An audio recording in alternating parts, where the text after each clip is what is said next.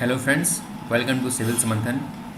आज के वीडियो में हम डिस्कस करेंगे थीम 2 एनसीईआरटी का क्लास 11 का, जिसका टाइटल है kings, farmers and towns, early states and economies from 600 BCE to 600 CE।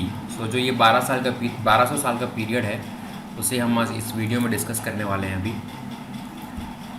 So जो कि बहुत प्रीलिम्स के लिए भी है, मेंस के लिए भी है। सो हमें पता है कि after the decline of the Harappan civilization that occurred around that went till the late 1800 BCE, so ये उसके बाद का पीरियड है ये। So there were several developments in the different parts of the subcontinent during the long span of 1500 years following the end of the Harappan civilization. This was also the period during which the Rig Veda was composed by people living along the Indus and the tributaries. Okay, so अभी हम देखते हैं इस chapter को पूरा अच्छे से पढ़ेंगे अभी। So from the 6th century BC onwards, there is evidence that there were other trends as well. Okay, perhaps the most visible was the emergence of early states, empires and kingdoms. So जो हम जनपदा Mahajanapada concept पढ़ते हैं, जो कि territorial states होते हैं, वो around 600 BC से उनका राइज होना चालू होता है। And this was also the time during which philosophies like religious movements like Buddhism and Jainism also started. Moreover, simultaneously new towns appear almost throughout the subcontinent during this period from around 600 BCE. So historians attempt to understand these developments by drawing a range of sources, including inscriptions, text, coins and visual materials. Okay, so these are some of the resources or sources from which the historians try to interpret this period of the history. So now let us come to the first section, that is Prinsep and Piyadasi. Some of the most momentous developments in the Indian epigraphy. Epigraphy is the study of inscriptions, which took place in the 1930s. This was when James Prinsep, an officer in the Mint of East India Company, he deciphered the Brahmi and the Kharoshthi script, two scripts that we usually associate with the inscriptions of Ashoka, जो कि हम अभी cover करने वाले हैं। So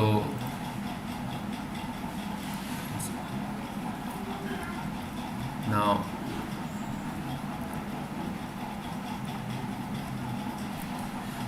subsequently scholars began to shift their focus to the context of political history, जो कि because जब प्रिंसेप ने डिसाइफर किया 1837 में अशोकन, जो कि ब्रह्मी स्क्रिप्ट अशोकन इंस्क्रिप्शन का, उसके बाद से हमें पॉलिटिकल हिस्ट्री के बारे में नॉलेज मिलने लगा, because of the things that were written in the inscriptions we could decipher, और the historians could decipher the political history of the period. Okay,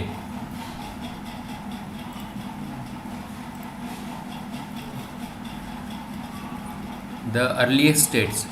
सो अभी जैसे मैंने बताया mahajanapada, so from 600 BC onwards 16 main mahajanapadas they came into the picture. Okay, so it is an era associated with early states, cities, growing use of iron as well as the development of coinage.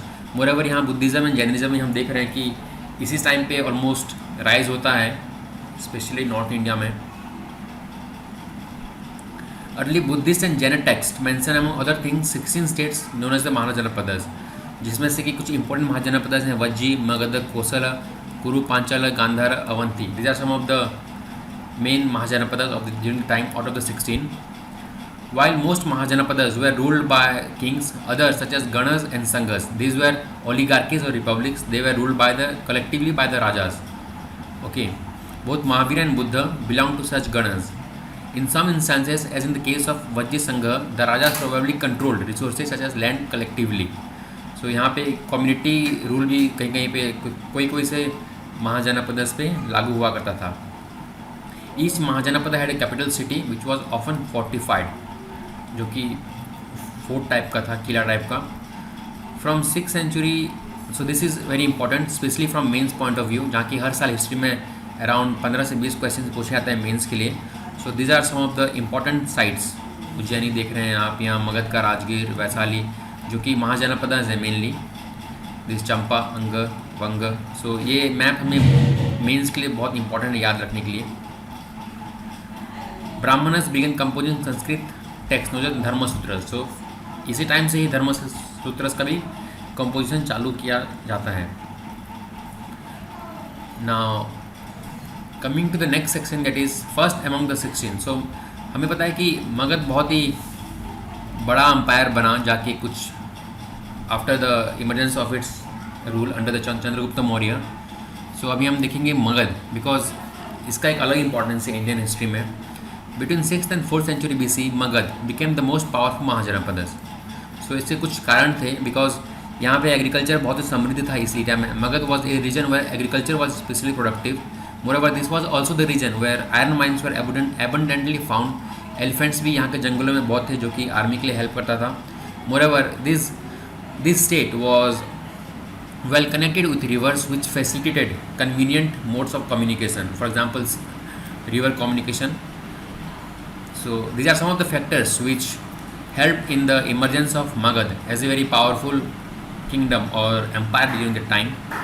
moreover यहाँ के जो rulers थे, for example बिंबिसारा, Ajatashatru, Mahapadmananda, ये उससे और चंद्रगुप्त मौर्य, ये भी बहुत कुछ उसके बाद में जो आता है, ये बहुत ही पावरफुल, बहुत ही श्रूड रूलर्स थे, जो कि जिन्होंने मगध साम्राज्य को आगे बढ़ाया।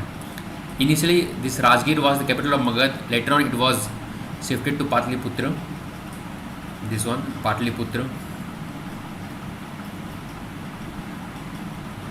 Now let us come to the Magadh, that is the early empire. The growth of Magadh culminated in the emergence of Mauryan Empire. So Chandragupta was the founder of the Magad Empire. He founded it in 321 BC. And he was succeeded by his grandson Ashoka, जो कि हम पूरे history में पढ़ते आए हैं सम्राट अशोक का नाम से। Now let us see some certain things about the Mauryas. So historians have used a variety of resources to construct the history of Maurya. For example inscriptions जो है उनका बहुत इंपॉर्टेंट सोर्स ऑफ इंफॉर्मेशन है about the Magadh empire. Moreover Arthashastra, जो कि कौटिल्य ने, चाणक्य ने लिखा था, कौटिल्य या चाणक्य ने। So that is also an important source for the study of Mauryan Empire. Moreover, Megasthenes, जो कि ग्रीक जनरल था, जो कि एम्बेसडर था to Magadh, even his account also accounts for a lot of information about the Magadhan Empire. अर्थशास्त्र यहाँ देख सकते हैं आप। Moreover, Buddhist, Jainas and Puranic literature also writes about the Magadhan Empire. So Ashoka was the first ruler who inscribed these messages on stones or on inscription.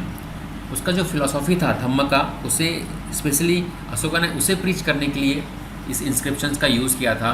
Because after the Kalinga war, जो कि बहुत ही भयानक था अशोका के लिए, उसके बाद उन्होंने वॉर छोड़ के धम्म के प्रचार में अपना rest of the life spend किया था।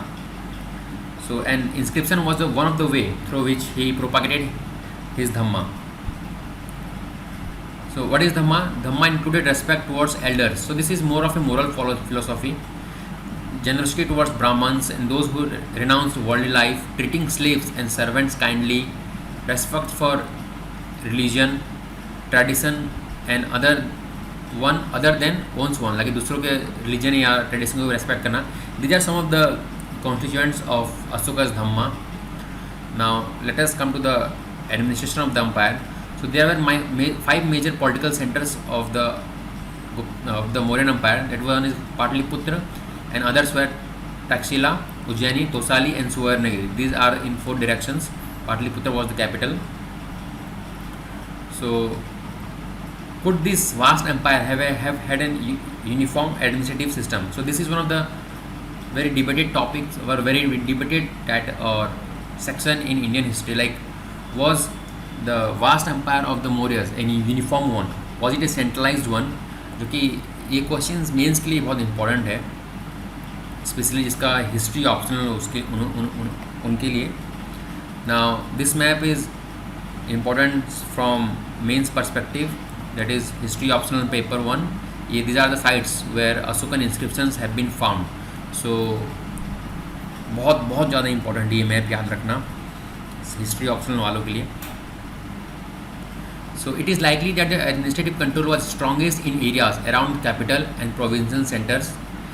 So historians like Romila Thapar have argued that the control of the king was in the immediate part of the capital, that is the core one, and as we move outwards from the core, the hold of the king over the rest of the empire begins to decline. So communication and both land and different roads are vital for the existence of the empire. So these are some of the important things about the Mauryan. Now Ashoka also tried to hold his empire together by propagating Dhamma, the principles of which, as we have seen, were simple and virtually universally applicable. So जो हमने देखा था, respect for elders, treating slaves in a very decent way, and respecting others' religion and tradition. These are some of the constituents of Dhamma. He also appointed special officers such as known as the Dhamma Mahamatta for the propagation of the philosophy. So how important was the empire? This is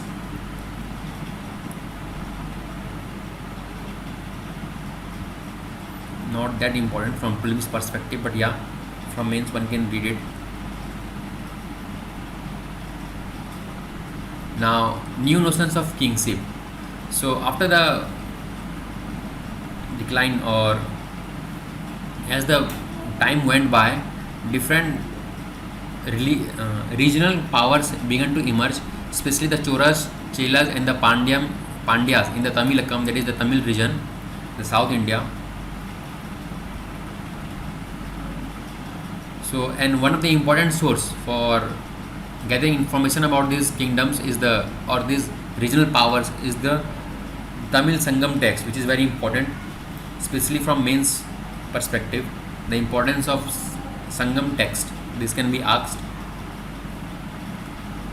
Many chiefs and kings, including the Satavahanas, who ruled over parts of western and central India, and the Sakas, a people of Central Ocean origin, who established kingdoms in the northwestern and the western part of the continent, derived revenues from long distance trade. So these are some of the things.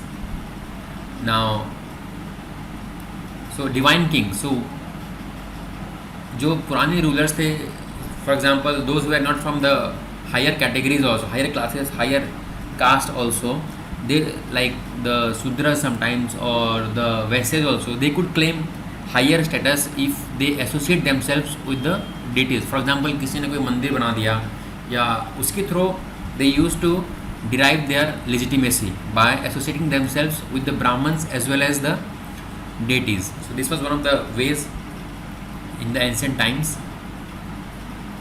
So colossal statues of Kusana rulers have been found installed in a shrine at Math near Mathura. Many Kusana rulers also adopted the title of Devaputra, or son of God, possibly inspired by Chinese rulers who called themselves as son of heaven. So by the 4th century, there is evidence of larger states, including the Gupta Empire. So we are coming to the now 4th century CE. Gupta, who depended on the Samantas. Samantas उनके officers थे जिनको कि वो land दे देते थे, land grant दे देते थे. Men who maintained themselves for local resources, including control over land. Samantas. History of Gupta rulers have been reconstructed from literature, coins, inscriptions, including prasastis. So prasastis were the inscriptions where a particular king or a particular dynasty was eulogized. Eulogized मतलब उनके बारे में बढ़ा चढ़ा के प्रशंसा किया जाना, उनके पॉलिटिकल बैटल्स को दिखाना, ताकि like they won this battle and they conquer this and this area and they contributed to the development of this and this field, like art and architecture and other things, like appreciating a king or a particular dynasty through inscription. So that was the prasastis. And the Allahabad pillar inscription is dedicated to Samudragupta, who was a Gupta ruler, and it was composed by Harisena, his court poet. This Prayag Prasasti, Harisena, okay, court poet of Samudragupta. So these are some of the important things that we need to remember from prelims point of view. Now a changing countryside. So this is not that important.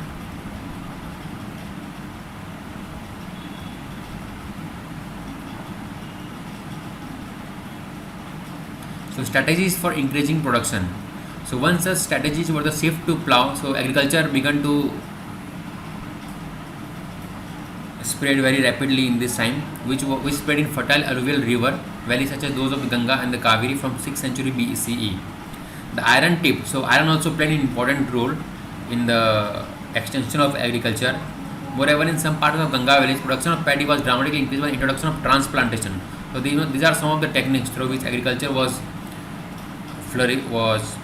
extended in this period. While the iron plough led to a growth in agricultural productivity, its use are restricted to certain parts of the continent. Cultivators in areas which were semi-arid, such as the parts of Punjab and Rajasthan, did not adopt it till the 20th century. So these are some of the regional variation.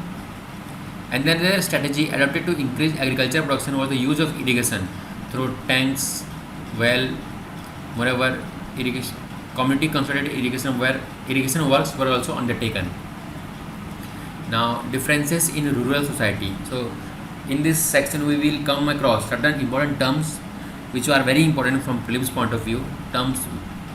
Similar terms have also been asked previously in the UPSC prelims examination. For example, Gahapati. So Gahapati was the head of the house. Gah, it is like a Buddhist connotation of Griha, जो घर होता है हिंदी में, was used in Pali text to designate the second and third categories, that is the large landholders as well as the small peasants. Moreover, landowners or Villalar, plowmen or Ujawar, so these are some of the Tamil text. Slaves or Adimai.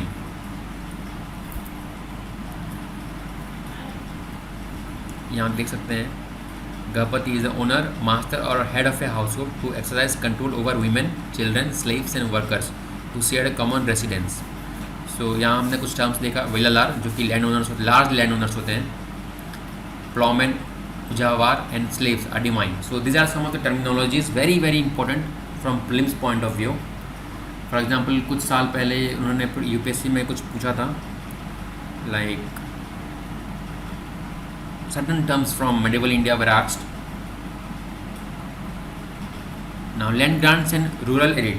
So this was the Gupta period is generally associated with the large grant of land to Brahmins, to the Samantas,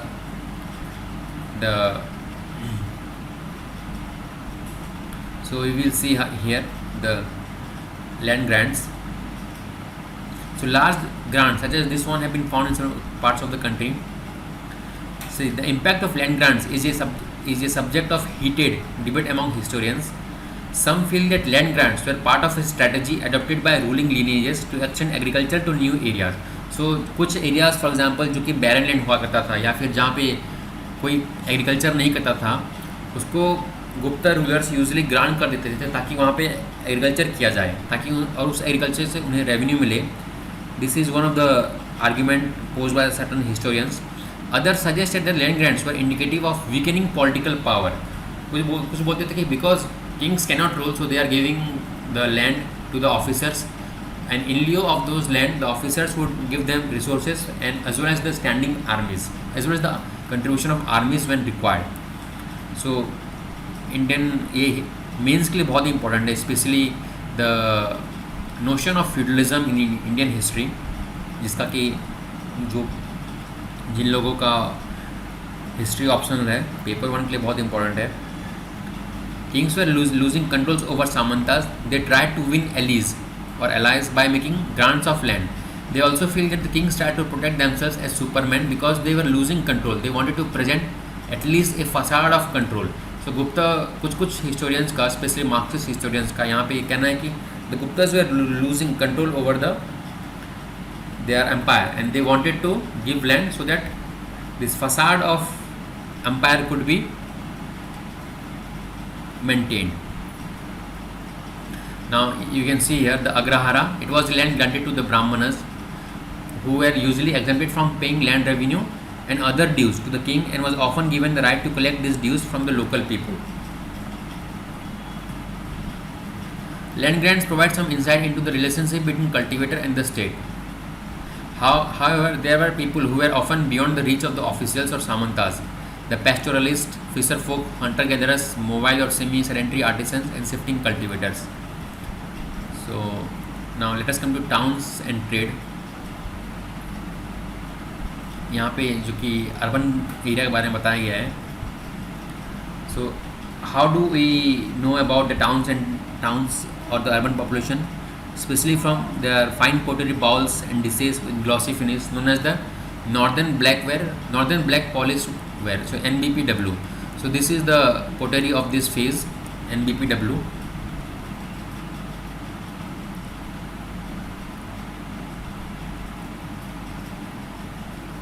And this map is also very important. NCERT में सारे maps important है, especially for those people who have history as a optional.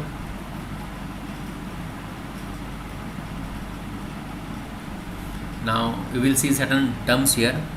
Guilds और श्रेणीज that is the merchant association और जो व्यापारी संघ होता है आज के दिन में. Organization of craft producers and merchants are also mentioned. So these guilds probably procured raw material, regulated production and marketed the finished product. So they were important part of the city administration, the guilds. जो कि for example आज की date में we have in India we have FICCI, ASSOCHAM, CII. These are the modern day guilds, we can say that. Now trade in the subcontinent and beyond. So as like the Harappans, the people in this phase also traded heavily with the outer areas. So trade happened with across the Arabian Sea to the east and north Africa and West Asia, and through the Bay of Bengal to Southeast Asia and China. So trade हमारा continuously grow किया है इस period में भी. So now let us come to some of the terminologies. Successful merchants designated as Masatu 1. So this is very important terminology from prelims view. These merchants and Sethis and Satavas in Prakrit. So ये terminologies हमें याद रखने पड़ेंगे. prelims में पूछ सकता है कि they can give this terminology and ask you कि what does this mean or what does this refer to. Coins and coinage. To some extent, exchanges were facilitated by the introduction of coinage. Punch-marked coins, so this is very important, were made of silver and copper, were amongst the earliest to be minted. So सबसे पहला कौन सा था? Punch-marked coins made of copper and silver. The first coins to bear the names and images of rulers were issued by the Indo-Greeks. So these are the things that we need to remember. Very very important. The first gold coins were issued in the 1st century CE by the Kusanas. The first gold coins, Kusanas, first coins to bear the name of the kings and the images of the ruler, that is the Indo-Greeks. And the first coin was the punch-marked coins made of silver and copper.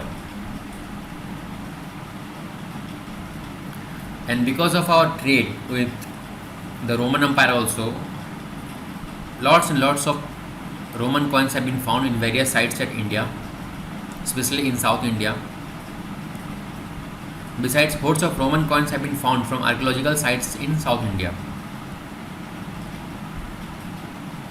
From 6th century CE onwards, finds of gold coins taper off. Does this indicate that there were some kind of an economic crisis? Historians are divided on this issue. Some suggest that with the collapse of the Western Roman Empire, long-distance trade declined, and this affected the prosperity of the states, communities, regions that had benefited from it. Others argue that the new towns and the networks of trade started emerging around this time. So this is very important historical section from Main's point of view. They also point out that though finds of coins of the time are fewer, coins continue to be mentioned in inscription and Greeks. Now coming to the next section, there is back to basics. How are inscriptions deciphered? So we know that inscriptions are a very important source of interpreting history. They tell us about a particular time period, people about those that time period, events about that time period also. So Brahmi was deciphered by James Princip in 1838, sorry, and he also discovered this Kharoshthi script, which was used by Ashoka in his inscriptions, especially in the northwest area like the Peshawar or the Afghanistan area, Shahbazgadi, Mansira. These are some of the sites where Ashokan inscriptions have been found.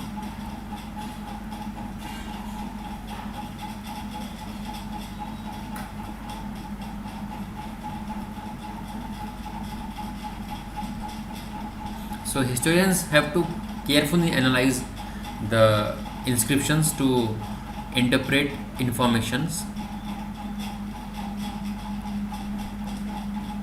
So historians have to make other assessments as well. So they cannot blind read, or they cannot go with the blind information that have been given in the inscriptions. If a king's order were inscribed on natural rocks near cities or important towns of the communication, would passers-by have stopped to read these? So these are some of the important questions that have been raised in the study of the inscriptions.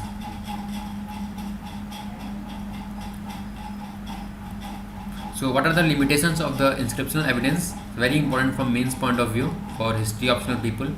By now it is probably evident that there are limits to what epigraphy can reveal. Sometimes there are technical limitations. So what are these limitations? Letters are very faintly engraved and thus reconstructions are uncertain.